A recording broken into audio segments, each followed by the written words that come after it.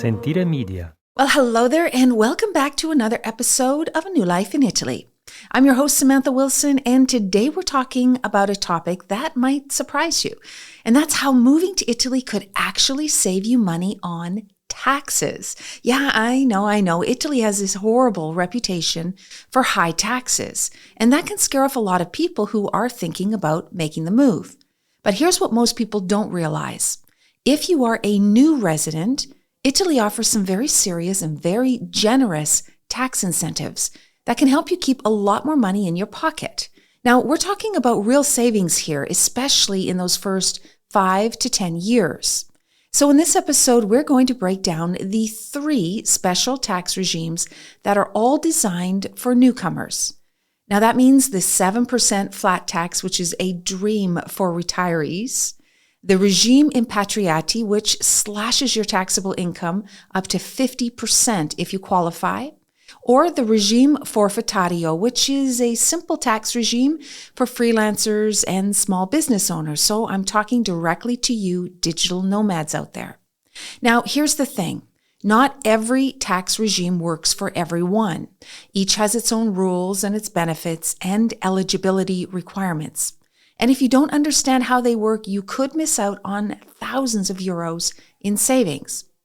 So to help us make sense of all of this, I'm going to be speaking with Paolo Rigo, who is an Italian tax advisor, and he specializes in helping foreigners navigate their tax obligations when they move to Italy, and of course, evaluating in advance what their liability will be.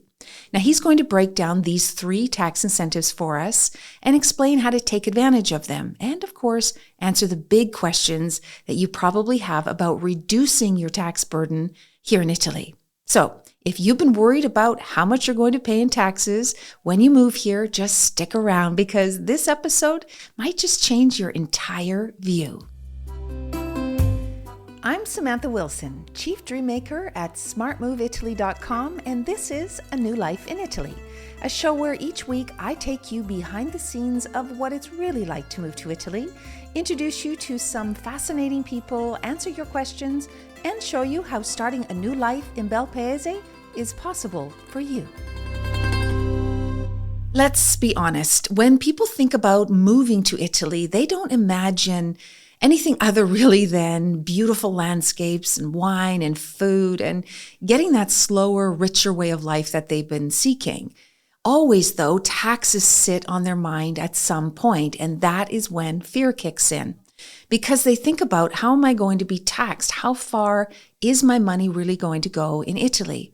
And if you've ever Googled income tax in Italy, you've probably seen some pretty scary numbers. You know, Italy has a graduated income tax rate, so the more you make, the more you pay. And the highest rate being 43% of anything over 50 grand-ish a year. Now that's enough to make anyone reconsider their Italian dream. But before you start panicking and crossing Italy off your list, let me stop you right there because those high tax rates don't apply to everyone. And they're definitely not the whole story. Like you can imagine, because everything here is complicated, Italy's tax system is also equally complicated. So like many countries, Italy wants to attract new talent, highly skilled people. This is why we see things like the digital nomad visa. And they want to attract retirees with big fat pensions, so they spend money here in Italy. And of course, professionals who are wanting to contribute to the economy and grow business and grow Italy. Now, to do all of that, they've had to realize that they have to create some really good tax regimes specifically designed to help and attract these new arrivals settling in Italy without getting crushed by the regular tax system. Now, every single consultation that I do, I promise you, this comes up. Taxes are a big deal. It's something that you really need to understand in advance. So here's what you really need to know. Number 1, if you qualify for one of these special tax programs that we're going to talk about, your tax bill could be dramatically lower than you think. And number 2, each regime is very different from the other, and you have to pick one. You can't just blend them all together. And by choosing the right one will help you save your money on your own situation, because it depends on your personal situation, whether you're working, you're retired, or you're running a business. And then finally, if you plan ahead and structure things correctly before you move, you can maximize your tax savings and avoid a lot of mistakes that some people make. And I know that some of you out there have made some of these mistakes. And I can tell you, just recently, I spoke to a couple who didn't know about the 7% flat tax, went ahead and bought their retirement home in a non-qualifying town. And it's a big, costly mistake. Now, before we dive into the specifics, I want to introduce you to today's guest.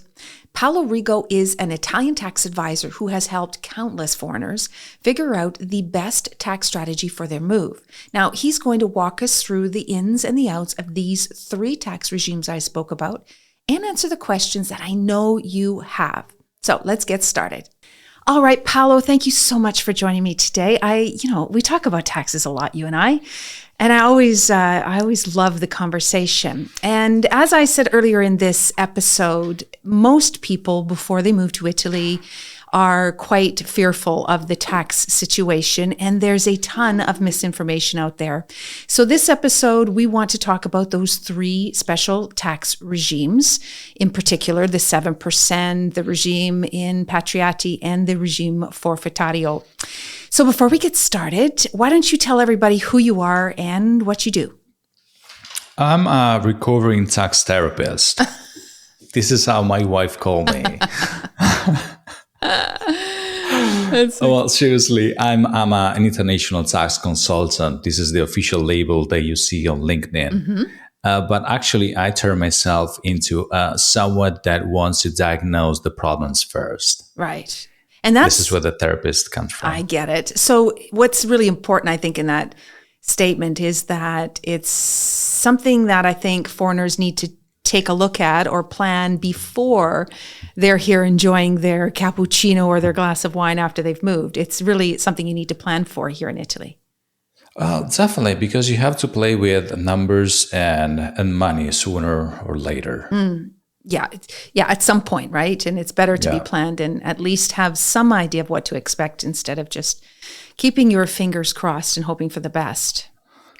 And you just named, for example, the 7%, the regime impatriate, they're all time related. That means the timing really can make the difference. Yeah, exactly. Okay, so what I want to do, I want to go through each of them, and I have some questions for you one at a time so we can make it really quite clear for everyone so they understand who qualifies, what's the benefit, and of course, this timing issue that you talked about. So let's start with the 7% flat tax for retirees. This is a super popular tax, right? Mm-hmm. Yeah, and I love the way it's explained over the internet. They say you retire from work, you move to Italy, you grab the 7%, period. Yeah, they miss a few things, right? Just a couple. Yeah, download my free guide and you can move to Italy, right? Yeah, no, there's a lot to know. And regarding the 7%, it's pretty interesting because it sounds like a bargain. 7%, if you compare it to the capital gain tax, the 26%, or just the average rates, the 23 or 43%, it's 1/4. How can you say no? But the problem, Sorry, it's okay. But the problem with it, though, or maybe there's not quite a problem with it, is very specific. Let's start with, what do you need to qualify for this flat 7% tax? There are a couple of things that you have to do prior and a couple of things you have to do after you land it. Okay.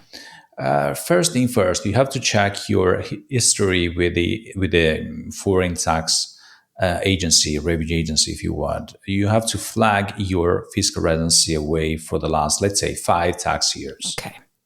So you have to prove that you have enough records to prove that you had a foreign tax residency in the last years. Okay, so 5 years. You can't have been a resident of Italy for the last 5 years. Let's say 5. I would recommend 5 to 10.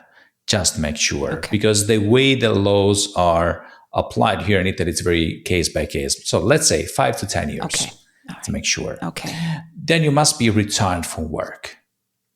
By retiring from work, I'm not saying just you quit your job or you get fired.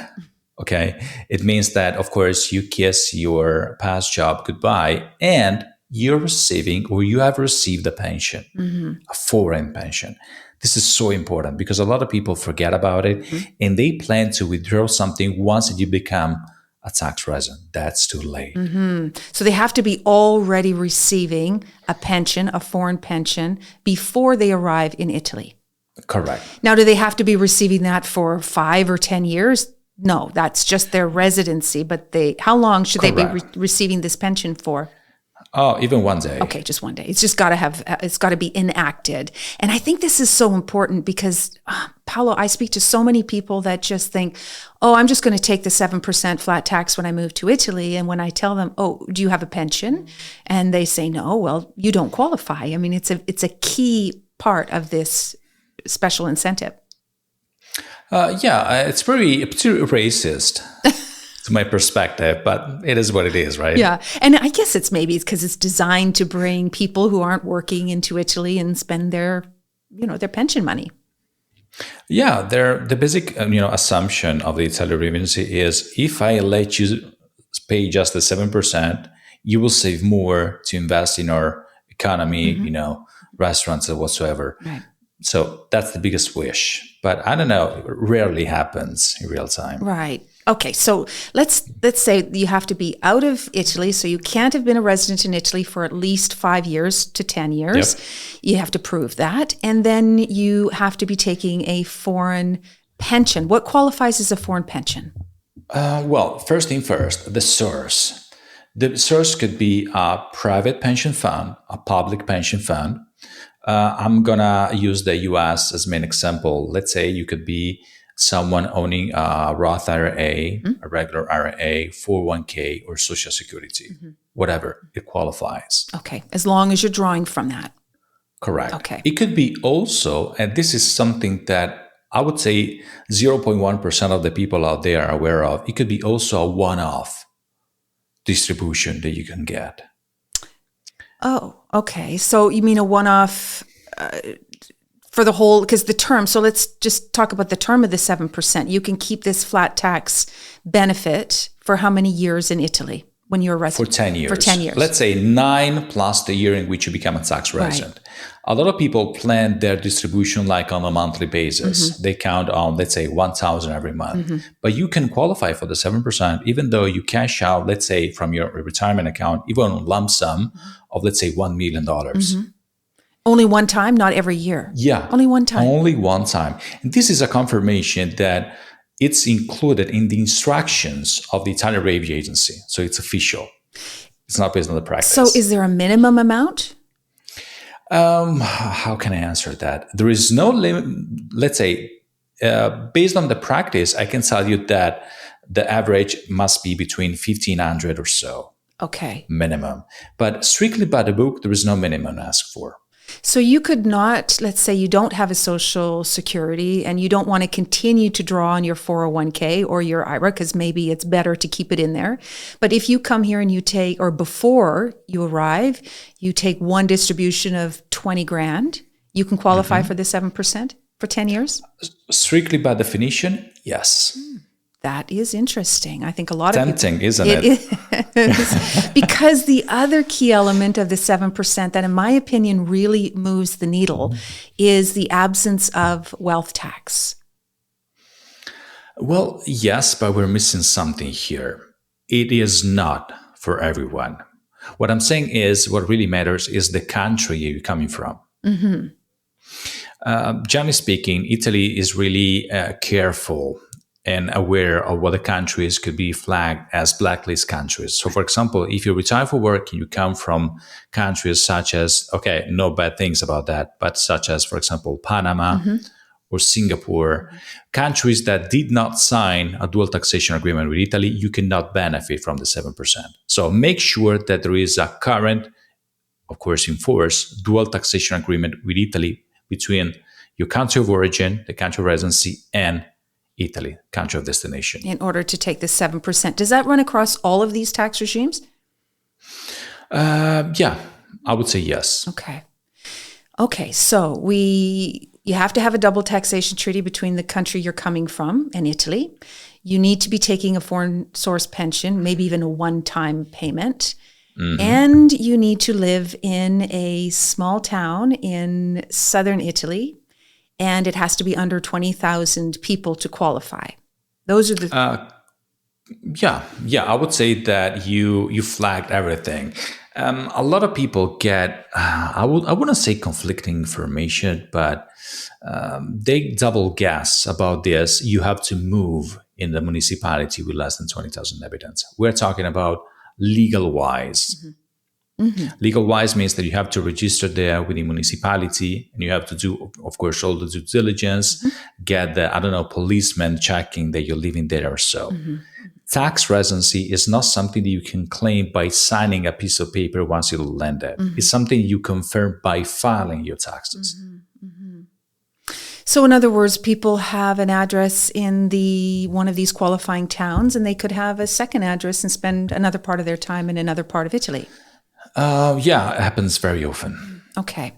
All right. So these are the main things, but I want to swing back around to the other real benefit rather than just flat 7% tax. The benefit, the fact that you do not have to pay the wealth tax in Italy if you fall on this tax regime. Absolutely. The wealth tax is a pain in the ASS. Yeah, it really upsets people.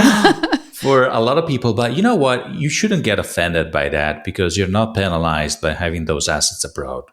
Regardless of your country of origin, you still pay the wealth tax. They call it in Italian imposta di bollo, but it's the same amount on your Italian assets. So no discrimination here. Right. You pay a flat percentage on everything you have abroad. So that's the rule of thumb, 0.2%, 1.06% in case of real estate. But if you have the privilege of getting this 7%, there is no wealth tax to be paid for 10 years. And it could be a big savings if you have a lot of foreign assets. I would say yes, but as I keep on saying, make sure that numbers are estimated on the right basis. Because, for example, the wealth tax can be applied on certain numbers, but some retirement accounts can be considered tax-free. For example, mandatory government-driven accounts are not taxed well tax-wise here in Italy. So once again, do not copy and paste something because you see it online. I love that because, people are always wanting to talk to me and all of us here about the taxes, and we can just tell them, generally speaking, this is the rule. But really, a tax advisor and a commercialista needs to go through your specific situation to tell you exactly what your liability may or may not be. It's very complicated and very unique. Yeah, absolutely. Because if you think about it, if, for example, you don't have anything to be paid for the wealth tax, then you take a look about the 7% from a different perspective. Yeah. And that's, I think, why a lot of people look at that 7% if they have a lot of foreign assets that they're worried about, having to pay tax in Italy on. And, I can understand that, something they're not prepared to do. But again, some things may be taxed and some things may not. But for the flat 7%, what type of income is included in that 7% flat tax and what isn't? I love your question. Everything earned abroad. Everything. Okay. So all your foreign income, not just your pension, but any other foreign income that you're earning? Yeah. But now people tuning in should be wondering, where's the catch? Too good to be true, right? What I'm missing here? Well, the 7% is on the gross amount. So basically, that means that you take into account all the numbers coming from a foreign country. It could be, a retirement account. It could be dividends, distributions, interest, whatever. And on those numbers, you apply the 7%. No credit given for taxes paid abroad. So listen carefully. Because once that you estimate your Italian liability, remember, in the case of an average taxpayer, you can credit almost every taxes paid abroad. In this case, you cannot. It's a 7% on top. Well, this is how I've always put it in my head, is it's a flat tax. Anytime there's a flat tax, there's no deductions. Well, almost. Almost. In case, for example, of the capital gain tax on dividend interest and let's say capital gains in general, you have to pay a 26% flat. But according to Article 10 of the dual taxation agreement, you can write off up to 15% of taxes paid abroad. So sometimes it's not as good or as bad as it seems. Okay. All right. So Details matter. yeah, don't they? They do. So, okay. So 7%, best for people, obviously, who are retired or collecting some sort of foreign pension. They have to live in a small town in the southern regions of Italy. They do not have to pay wealth tax on their foreign assets. And what am I missing again? They have to be out of Italy. They cannot be a foreign or a resident of Italy in the past 5 to 10 years. Yeah. And now we're probably missing a couple of things that can create some issues in the long run. One, the requirements are for each individual. It means that, for example, if you're a couple, each one of you must fit the requirements. Yes, this was my absolute next question, sorry. because it's okay, but because in other countries, often, couples pull all their money together and do their taxes together. But in Italy, if one is taking a pension and the other one isn't, then they do not both qualify for the 7%, correct? Correct. It's just a one-by-one analysis. Okay. So you have to plan accordingly. Remember that it's time limited. It means that if you're young enough to see a life beyond that, you have to plan your taxes in Italy for year 11 onwards. Right, because after year 11, after this ends, you are on the regular tax band, right?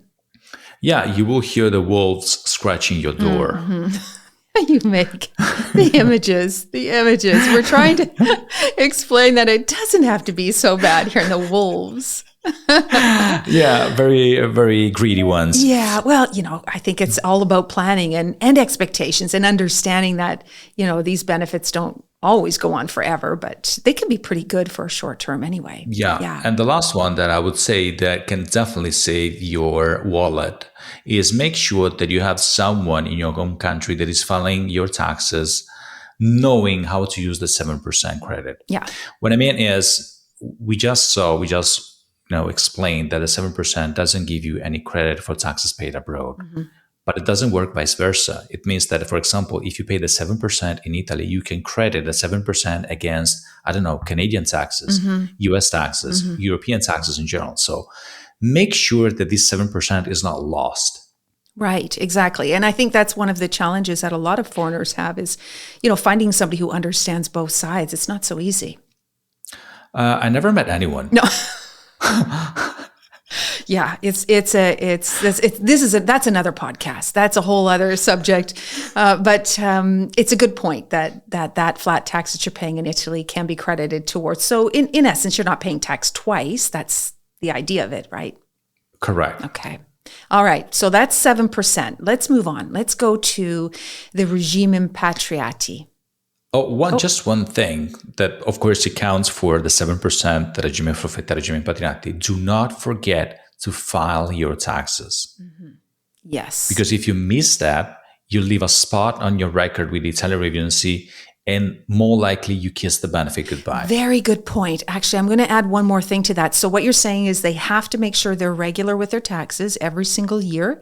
And the other thing is, as far as where they're living and their residency, they have to file their taxes in a 7% qualifying town or area every single time. You cannot move out of a 7% and then come back. You'll lose your benefit. Correct. You can move in another municipality that is part of the list, but you have to remember that the appointment, the meeting with the Italian Revenue Agency is something you cannot miss or being late for. No, very good point. Very good thing to remember. Okay. All right. Are we going to go on? The regime impatriati? Okay. You're the perfect guest. So yeah. Okay. So tell me about this regime impatriati. It makes me upset. I find it very unfair. I know why. And, it's something that is being made simply because Italy was, I don't mind if Italian people are tuning in, we were desperate for money and we're trying to find creative ways to attract more people. So let's say it's just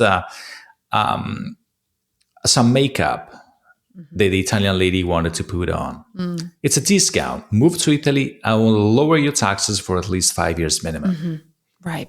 So what it is if you can work and you move to Italy, it used to be where I used to call it 90, 10, 70, 30. So what it used to be was if you were living in these same southern regions, not small towns, but just the region entirely, 90% of your income would go into your pocket tax-free, and then you were taxed at the regular Italian tax rates on the balance, which was 10% of your income. Everywhere else in Italy was 70% in your pocket tax-free, 30% of the Italian tax rates. But that's absolutely incredible. And honestly, Paolo, I couldn't believe people didn't jump all over that more than they did, because in my opinion, it's almost a tax haven. It is, and it still is for people signing in by the end of 2023. Then rules changed. Now it's 50% no matter where you move to Italy. And it still lasts for 5 years. But remember, once again, nothing comes free of charge. You have to prove 5 years of tax residency abroad, still coming from a country that signed a dual taxation agreement with Italy. And this comes with a pretty big commitment. You cannot leave Italy before the end of year 5. Right. This is really important. So you can't figure, well, I'm going to make a ton of money in the next 2 years. I'm going to dive into Italy. I'm not going to pay any tax and I'm going to leave again. You can't do that. What happens if you do? Well, you have to pay the difference back, plus interest, plus fines. Ouch. Yeah. Yeah. Basically, you have, I love to put it down this way. You have, let's say, a few dates with Italy, and then you have to go down on your knees and give them the engagement ring right away. Right. So, it's risky, isn't it? well, I guess it depends, because a lot of our listeners are planning to, pack up and move here forever anyway. So if they can qualify, if they can work. So this is not for a retiree. This is for people who are earning money or earning income here in Italy. And now, as you said, it's 50%. So 50% of your income is tax-free, and the other 50% you're taxed at regular tax rates. Correct. And it works with someone working remotely for a foreign employer, someone working under the Italian employer, and also someone starting a business. Right. So these digital nomads out there that are now, coming into Italy since last year, this is a really good option for them. Yeah. And since that I love to help people because I've been there, let me share some useful advice for people almost there to get an Italian contract. Okay. You're probably going to be asked by the HR if you qualify for that. And they have a good reason for asking, because they can lowball the offer. I mean, they can offer you less taxes. Yeah, because they know that you're going to pay less. And since that the net, what really matters, they're going to drop down their offer. And for the first 5 years, you will get the perfect salary of your dreams, but actually they're paying less. Right. So don't tell anyone that you benefit from that unless you get engaged.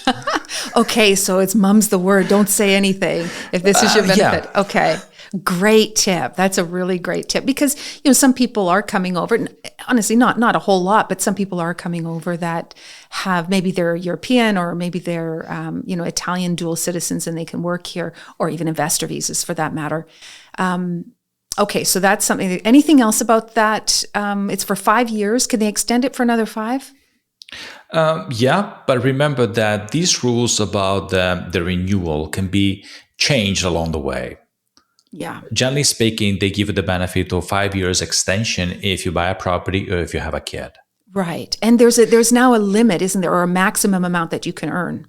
Yeah, let's say 200,000, 300,000. But once again, they keep on changing these limits. Yeah. So let's stick with what we know for sure. Okay. 50% in 5 years and 5 years commitment. Okay. Easy enough. There is something missing here. And a lot of people, let's say, left a lot of money on the table based on what I see in these years. The regime impatriati cannot be applied retroactively. Retroactively. Okay. Give me your years, guys. It means that, for example, if you work for, let's say, a UK employer and you left the UK on April 1st, and you jump to Italy and you register on April 1st and you get the regime impatriati here in Italy, you can get the regime impatriati from day one onwards. That means that on your UK salary, you will pay full rate. Okay, so only from the time you actually register and become a taxable resident here, that's when it starts. Yeah, and this brings us to the main topic. Timing is everything. Yeah. Yeah. These are things you need to plan for because it could, depending on your income, of course, it could be quite significant. And sometimes even just losing, $1,000 to taxes that you didn't have to pay hurts. It just feels bad, right? So it's always good to know exactly what you're doing in advance to avoid it. Always. Yeah. And what I challenge people to do is to play with numbers, because a lot of people think, and this is a pretty common misconception, the more I make, the more I pay. Who told you so? Well, I think most people from other countries realize the more money you make, the less tax you pay. But in Italy, and maybe that comes from the idea in Italy that, the regular tax rates are graduated. In general, the more you make, the more you pay with your taxes. Yeah, generally speaking. Yeah. And also remember that this regime impatriati, you can, of course, if you set up your business, you can work for clients all around the world, not just Italian based. Yeah, I love that one. Of course, I loved the 90-10 better than the 50-50, but I still think it's a really great one. I cannot disagree with you. There is something that I would love to share about this regime impatriati that, came to my mind this very moment. Remember that according to the Control Foreign Company, generally speaking, very rarely you can run a business remotely from Italy. That means that, for example, if you have an LLC, a company or a partnership, and you're the main shareholder or the sole director, you cannot benefit from this regime impatriati unless you set up an Italian branch. Okay. So once again, don't assume that it works simply because it does in your home country. Yeah, that's right. So these are all strategies depending on your long-term goal, right? Yeah, of course. You're making it so clear that I always say, this is Italy, and there's always sort of a side angle to get to what you want if you know what to ask for. This is one really important one. Yeah, the main question I love to ask people when I meet them for the first time is, okay, now you told me what the fears are, what the issues are, but what do you want? Yeah, what do you want? Yeah, what is your goal? Yeah, specifically, because it'll change. And I mean, I always ask that question too, because it's important. Like you say, your planning is key, especially when it's taxes, for sure, because you can't go back. All right. Anything else I'm missing on that one? Regarding the regime impatriati, yes, a couple of things. One is if you go with the regime impatriati and you get hired by an Italian company, so under the Italian payroll, you can get the benefit right away applied in the payroll and the pay slip. Perfect. And this is a mind-blowing because basically tax-wise, you don't have to move a hand. Yeah, because your employer is going to do everything for you. Exactly. Flip side, if you are a sole owner, a business owner, whatever, you get the exemption by filing your taxes. Right. So you have to wait to the end. By the following June and the year which you become a tax resident. Okay. And another thing that, makes me smile because people take everything for granted tax-wise, or they think that we're very efficient here in Italy. The Italian revenue agency cannot know what she doesn't know. So save your data, the date of lending, your lease agreement, registration to the municipality in case of audit. Do not expect the Italian revenue agency to stay read, sign it, and trust you, because we're talking about 50% discount. Yeah, it's a lot. They're entitled to check your fiscal case sooner or later. So stay regular.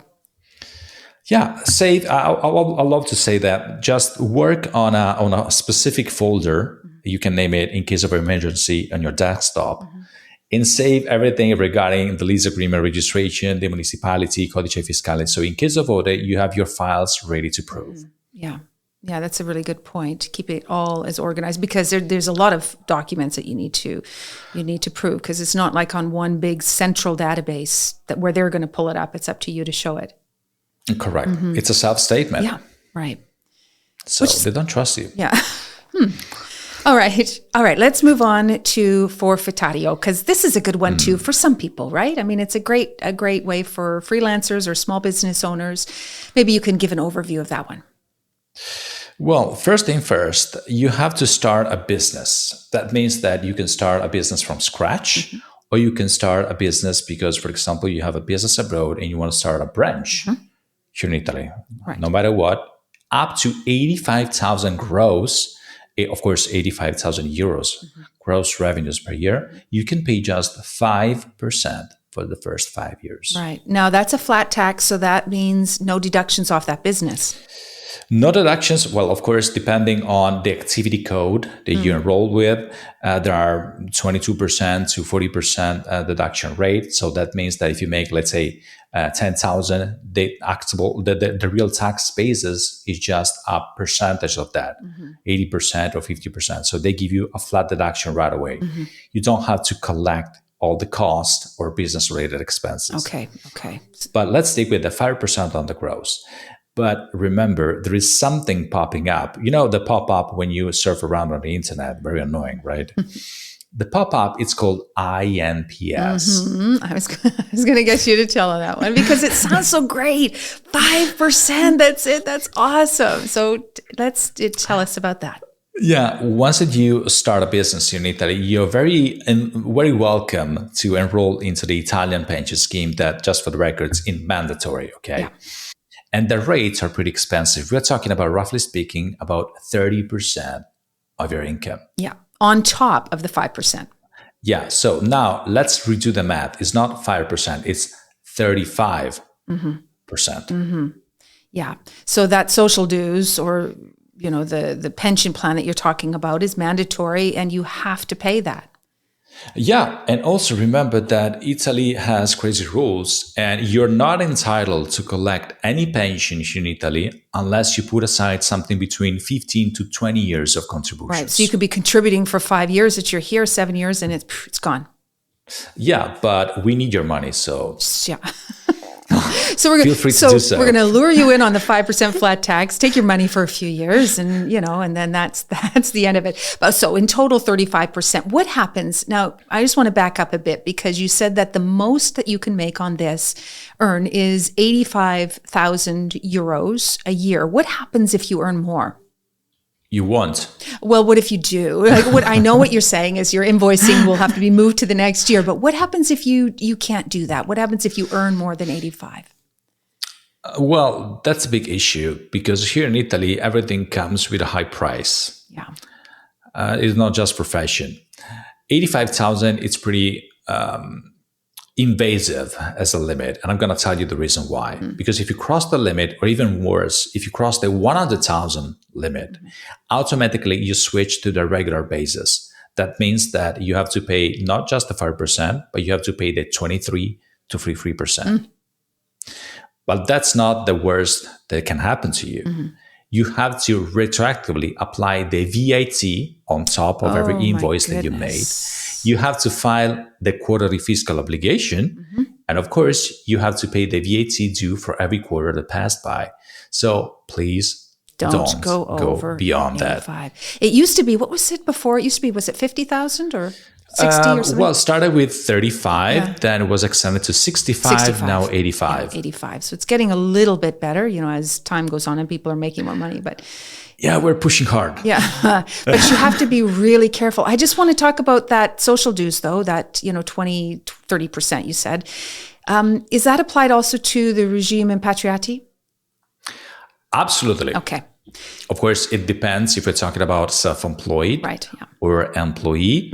Because if you're an employee, the fiscal obligations are on charge of the employer. So you won't see this, just withholding tax paid. Flip side, if you are in the regime impatriati as a self-employed, this 33% is on your charge. However, the tax basis still benefits from the 50%. So actually, in the regime impatriati, the linear rate is half of that.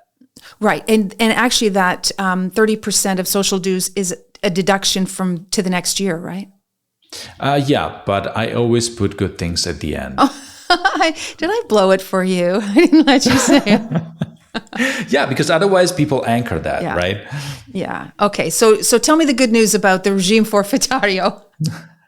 Well, it's a mind-blowing because if you think about it, 5% is the lowest rate ever here in Italy. Yeah, it's good. And you can collect also employment income at the same time, up to 30,000. So you can combine the regime forfettario Ah. for the self-employment, and the regular rates, the 23 to 43% as an employee. Oh, so you can earn over what is that, 115? Help me with my math. Under 15, Yeah, yes. 115,000 in theory. You can do You both. can do both. Yeah. Yeah. But remember, where's the catch? I'm going to tell you right away. Okay. You cannot work with just one client only. Okay, well, that makes sense a little bit. You have to have, yeah, that kind of makes sense to me. Because by assumption, the Italian agency may think that you're an employee in disguise. Yeah, that's what I was thinking. Yeah. Yeah. And the second thing is you cannot work by working. I mean, you cannot invoice a company that you work for the last year for the same principle. So you have to basically prove that you're creating a business. Right. And that you have clients and that you actually have an ongoing concern where you've got lots of clients doing lots of different activities for the flat five. Yeah. And every single time that I share this, if we're talking to a couple, I see the guy turning left to a lady saying, okay, I'm going to make an invoice for my wife. Yeah. Yeah, it may work. But not over and over again, right? Oh, well, unless you have a family business. Yeah. But yeah. Oh, okay. So tell me about these invoices too, because I know what's going on in a foreigner's mind. They're going, how are they going to know who I invoice? So how do they know? You gonna tell them?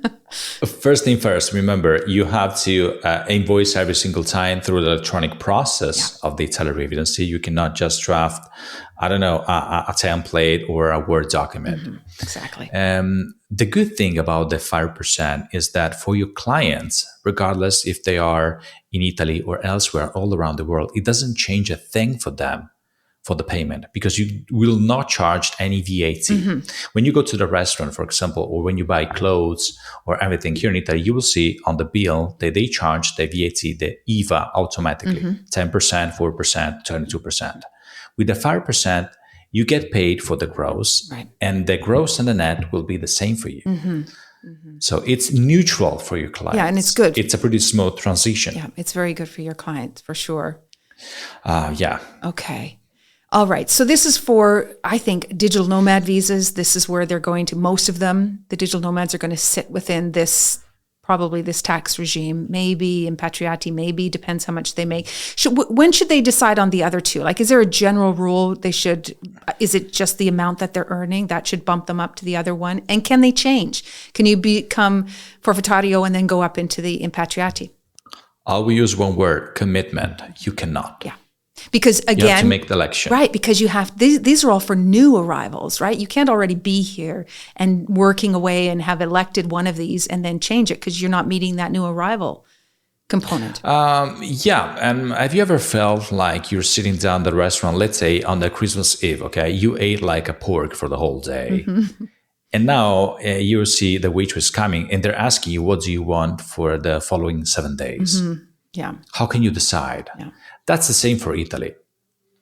It's risky because basically they're asking you to predict your own revenues for the following 5 years. Yeah, because you can't change it. You have to commit to it. Yeah. Now you can come out of the forfettario and then into, or I guess either of these, and go into the regular tax base if you want, but you can't go back to one of these benefits. No, the regime forfettario and the regime impatriati are alternatives. Okay. So you have to pick one from the very beginning. This is the hardest part because the way you make the first invoice will dictate whether or not you choose the one or the other. Yes. And again, I want to repeat this so people listening. In Italy, your invoices are connected directly electronically to the tax office. So they know what you're doing. Absolutely, from day one. Yeah, from day one. This is important because most people don't realize that here. It's all under the microscope. Okay, so my question, if someone is thinking about moving to Italy, obviously taxes are a big issue. When should they start planning for these tax regimes or to decide on what they should do with their taxes? Regarding the when, I always give a couple of options because that really depends on the flexibility. If you're planning to move, let's say in the first half of the year, I would probably suggest to wait until September of October, November at the best, because by November you will be able to hear all the whispers coming from the budget law here in Italy and see if there is some benefits coming. Right. Because that comes usually in December, right? Yeah, and also this will give you enough room or space if you want to rush a little bit and to secure your seats by moving by December 31st of that year. Right. Right. If you want to grab the seat. I'm thinking about, for example, the regime impatriate. Like before it changed. Yeah, a lot of people rushed the last time to grab the tickets for the 90% because they knew that in a couple of weeks it will be shifted to 50%. Yeah, exactly. And they saved thousands and thousands of money. Yeah. I know. We helped a lot of people move very fast. I know. I can name a lot. I know. Yeah, for sure. Okay. So move near the end of the year so you can see what's coming and whether or not you want to grab something that's already existing or wait for the next big thing. What else should they consider? They should consider the so-called cash basis principle. Okay. That means that, for example, I'm thinking about the requirements for the 7%. I'm thinking about the withdrawals from, retirement account. I'm thinking about, for example, the sale of a property in the foreign country. What really matters here in Italy tax-wise is when you receive your money in the bank account. Okay. Any bank account. Yeah.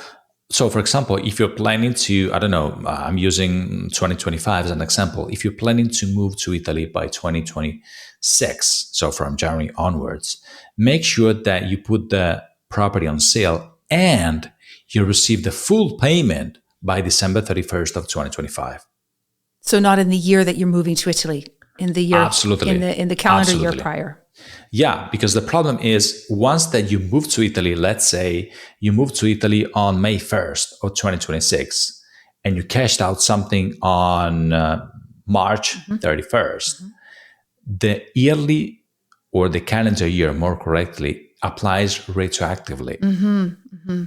It's not a part-time, it's all or nothing. So plan accordingly. Remember, we are nitty-gritty for your money. Don't leave anything on the table. Now that also can be counteracted if you move in the last half of the year. Absolutely. Yeah. Unless, as I said, you want to secure your seat for the following years so because something is going to expire. Lots of balls in the air, lots of things to think about all at one time. I had a conversation with a client just a couple of hours ago, and he was planning to move to Italy in 2028. And I was asking, Paolo, what's the best thing I can do now? I'd say, wait. Still, there is nothing you can do right now because taxes in Italy are very unpredictable. Yeah, and they change all the time. I think this is really a good point as well, is that timing, although you're giving some really good examples of paying attention to when you move here, really you're at the mercy of the changes that are happening against your will. So you have to decide when you want to move to Italy, and then from that point, decide on when you have to start planning your taxes. And like you said, if it's 2028, there's nothing you can do at this point. No, you cannot. I mean, you can work on several scenarios. You can have an idea, but please don't get caught by the urgency and don't get caught by, I want to get all the answers right away. Yeah. And also this, I find people just almost like a paralysis by analysis. They just go down this tax road and they dive into Google and they search everything and they get even more confused than ever. So my advice is always to talk to a professional and talk about your situation, where you are now, where your money is, where it will be, where it's coming from, and what you plan to do when you get here. I think it's only unique to you. Right. Yeah. Unless you have a very complicated case and you need to set up a specific retirement account in a certain way because of, the Social Security exemption or so, you have time. And if you have time on your side, you almost won. Yeah. Because time, you have lots of, you have the luxury of waiting. It's a benefit that you should count on. Okay. Well, you know what? That was all amazing. Again, Paolo, lots to think about. And I know for sure people are going to be writing a lot down and asking a lot of questions. So I'm going to leave your contact details in the show notes so they can know where to contact you if they want to speak further. Mm-hmm. Thank you again. Always a pleasure to talk to you. And I hope all is well up your way. Oh, thank you so much. Am I missing something here? You said you had some questions left, or we addressed everything. No, I think we've got it all. I mean, I could go on and we could be talking for hours. You know, there's always a question about taxes, but I think this is perfect. I think this is all we need. I have a golden nugget for everyone here. Okay. You are allowed to make a mistake here in Italy, tax-wise. Explain that. I'm sharing this with you because a lot of people feel overcommitted by the first step. Mm-hmm.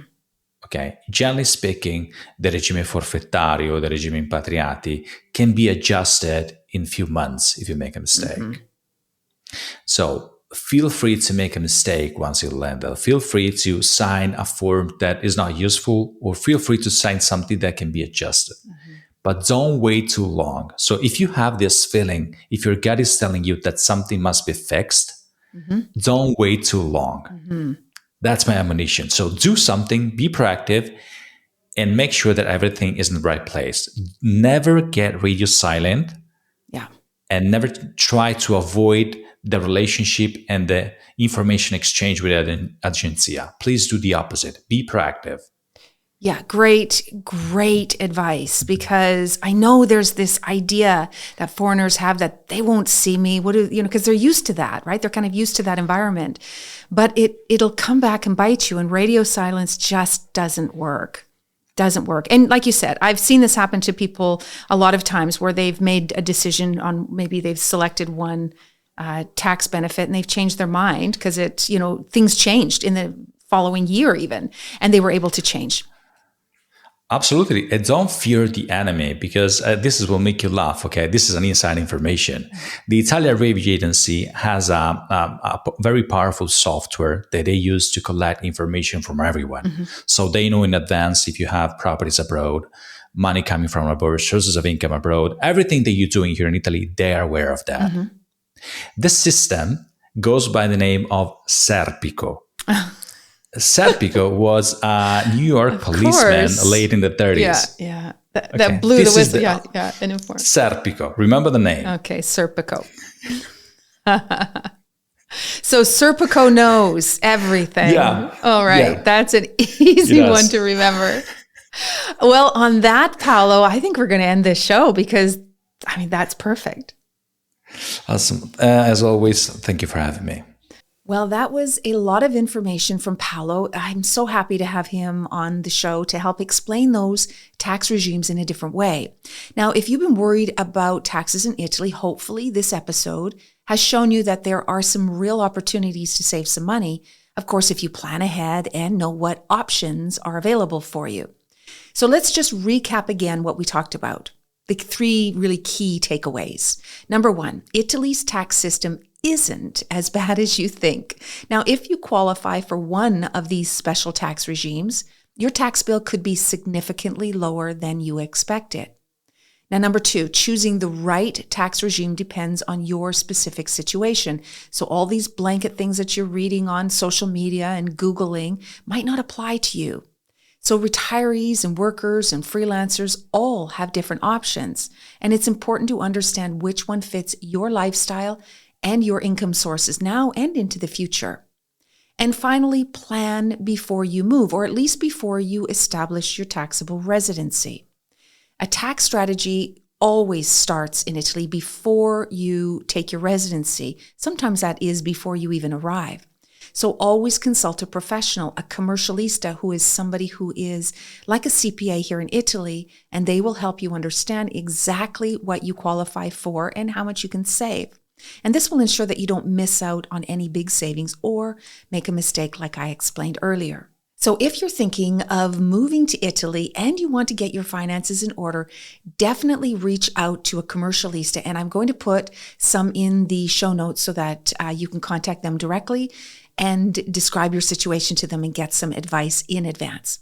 Thanks so much for listening. And if you found this episode helpful, make sure to subscribe, leave a review, and share it with someone who's considering moving to Italy.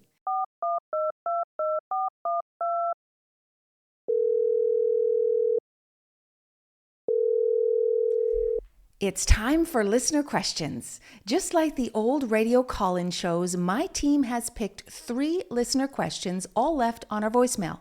I have no idea what these questions are, but I haven't been stumped yet. Are you ready?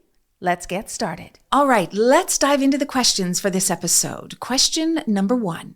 How long does it take to get a visa for Italy? Well, this is a big question because it depends on which visa you're applying for and where you're applying. So what normally holds people up for their visas is getting an appointment and then getting a decision. Usually to apply for the visa, so to put your application together, depending on what kind of visa you're applying for, most people take a couple of months, 2-3 months, just to collect all the supporting documents and getting things prepared in order to make the application. And then, of course, you have to get an appointment through your consulate. And this can be kind of time consuming because sometimes you'll be on a wait list or appointments haven't opened up. So I'm going to answer your question from the point of you've already prepared your application and you have an appointment. Once you attend your visa appointment and apply, you can expect up to 90 days before you get a decision. Now, this is in law. The consulate has to decide within 90 days, and in the past, it actually was around 90 days, but now they're getting a little better. And on average, we see, regular visas like elective residence, digital nomad, student, these kinds of visas. Most consulates are giving approvals within 3 to 4 weeks. Now, the investor visa, if you are applying for that, everything is fast-tracked. It's a different kind of appointment altogether. And typically, this is about a week, so it's a lot faster. Question number 2, do I need to speak Italian to live in Italy? Well, the answer, as I always say, is yes. Now, do you need to speak perfect Italian before you arrive, or perfect Italian even after years of living here? No, you don't need to be perfect. And I always talk to people about this because your language journey is your journey. And there's a lot of pressure to be really good at Italian languages very quickly. And depending on how well you learn language, some people are super good at it. And some people take a lot longer. And of course, depending on your age, this can make a big difference to you as well. So my best advice is, number 1, yes, you're going to have to learn even basic phrases to begin with. And that's because, there's not a lot of English spoken in Italy outside of the big cities. So you really, if you want to build relationships and get by, you do need to learn somewhat of the language. But my best advice is just to give yourself a break and realize that it's not something that you will do or can do very quickly. So it's a journey, it's a process. And for some of you this might be hard to hear, but don't strive for perfection because that will stop you dead in your tracks. Just strive for conversation. Just try to get by, try to express your point, and at least just get the simple things done. And eventually it will happen. Eventually you'll feel more confident and you'll be able to speak more freely. But to answer your question, yeah, you will need to speak Italian eventually when you move to Italy. Now, question number 3, what is the best way to find housing before moving to Italy? Now, I answer this question a lot. It keeps coming up. And as I say often, long-term rentals in Italy are super hard to find because owners are worried that you won't pay the rent. So I'm not going to talk about that because I've talked about that in the past. But what I want to focus on with this question more is what you need to do to help get over that barrier that the owner has about renting to you. So what you should be doing, the owner's mostly worried about money. He wants to make sure that you will pay your rent because if you don't pay and you don't leave, he's stuck with you for a long time. It's hard to get you out here. So you need to prove to him that you're reliable. Reference letters from people in your home country do not work. I mean, they're nice to have, but nobody's going to read them or anybody cares here. If you have somebody to vouch for you here in Italy, this will go a long way. Remember, this country is built on relationships. But what you really need to do is have this portfolio to show what your income is. And if you don't have a job, but just a bunch of money in savings, expect a lot of resistance. If you have a big fat pension that you're getting, regular, reliable income, this is going to help. And again, having somebody to vouch for you on top of having all of your financial documents in front of you, all of your bank statements, your savings accounts to prove that you have the money in order to continue to pay rent. This will go a long way.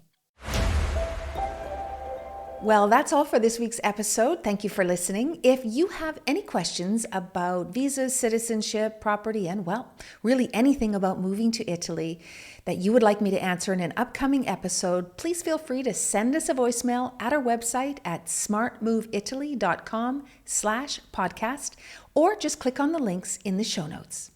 Thanks again for listening, and remember, you can find all of the resources and the links to the people and the places that I mentioned in this episode inside the show notes.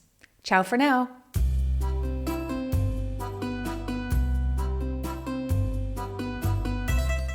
A New Life in Italy podcast is a production of Sentire Media, created and hosted by me, Samantha Wilson. Production by London Nero, and with special thanks to Ali Frothingham, Sofia Pisana, and the entire team at Sentire. Follow A New Life in Italy wherever you get your podcasts. And hey, if you're thinking of moving to Italy, whether full-time, part-time, or for a lifetime, come and see me over at smartmoveitaly.com and we'll help you get here and start living your best life. And don't forget, if you love this episode, please rate and leave a review. It's much appreciated. I can't wait to meet up with you again next week, same time, same place. Ciao for now.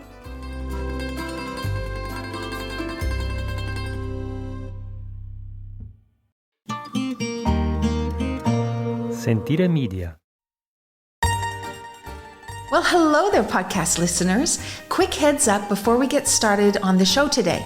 For anyone dreaming of retiring to Italy, my live elective residency visa workshop is back, and it's better than ever. I'm going live on April the 14th at 1 p.m. Eastern Time. But don't stress if you can't make it live, because there is always a replay. Now, this workshop is invaluable and has helped hundreds of people nail their elective residency visa application. And considering how tricky getting this visa has become and all of the myths floating around, this 90-minute session with a live Q&A with me really is your ticket to clarity. I'm going to be diving into everything you need to know: what the ERV is, assembling your documents, and proving your financial viability, plus a whole lot more. You will also have access to my ERV workbook, which is full of templates and tips that has really helped a lot of my clients succeed. In fact, at a recent consulate appointment, a client just wrote saying they said it could take 90 days, but when they saw that our application packet was based on your workbook, they just smiled and said, "Come back next week." So yes, my success rate is 100%, and this workshop will be the best investment for your visa prep. Remember, I only do this 2 times a year, so if you're eyeing Italy in the next 12 months, now is the time to get in. Grab your spot. It's only $67. You're saving $30 if you register before April the 2nd, and spots are going fast, so don't wait too long. If you want some more information, visit us at smartmoveitaly.com/ERV live. I hope to see you there. Now, on with the show.